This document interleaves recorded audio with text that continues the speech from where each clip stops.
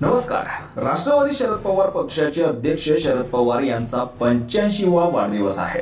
देशभरातील प्रत्येक क्षेत्रातील दिग्गज मान्यवर पवारांना शुभेच्छा देत आहेत। राज्यसभेतही शरद पवारांच्या राजकीय कारकिर्दीवर एक नजर टाकत त्यांचं अभिष्ट चिंतन करण्यात आलंय।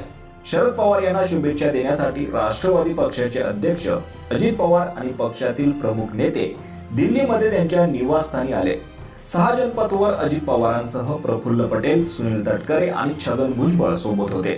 तर अजित पवारांच्या पत्नी राज्यसभा खासदार सुनेत्रा पवार आणि त्यांचे सुपुत्र पार्थ पवारही यावेळी उपस्थित होते। सर्वांनी शरद पवारांसोबत अर्धा तास चर्चा केली। अजित पवार पक्षातील नेत्यांना घेऊन आल्याने राष्ट्रवादी पुन्हा एकत्र येणार असल्याचं बोललं जाऊ लागलंय। मात्र भेटीनंतर दादांनी याला नकार दिलाय। या भेटीत मात्र शरद पवारांनी महाराष्ट्राच्या जनतेला पडलेला प्रश्न अजित पवारांना विचारलाय। नेमका कोणता आणि त्यावर दादांनी काय उत्तर दिलं ते जाणून घेऊया। या भेटीनंतर अजित पवार यांनी नेमकी काय चर्चा झाली याबद्दल माहिती दिली। यामध्ये एक प्रश्न असा होता, त्याच्या उत्तराची वाट महाराष्ट्राची जनताही पाहत आहे। अजित पवारांनी सांगितल्यानुसार महायुती सरकारचा मंत्रिमंडळ विस्तार कधी होणार आहे आणि अधिवेशन केव्हा सुरू होणार असे प्रश्न शरद पवारांनी विचारले। यामध्ये मंत्रिमंडळाचा विस्तार कधी होणार याची उत्सुकता सर्वांना लागली आहे।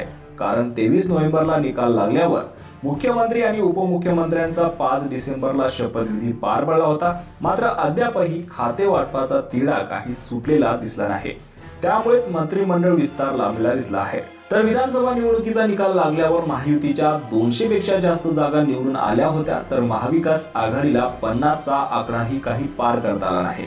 मात्र बहुमत मिळाल्यावर तिन्ही पक्षांमध्ये आता मंत्रिमंडळासाठी चुरस लागल्याचं पाहायला मिळत आहे।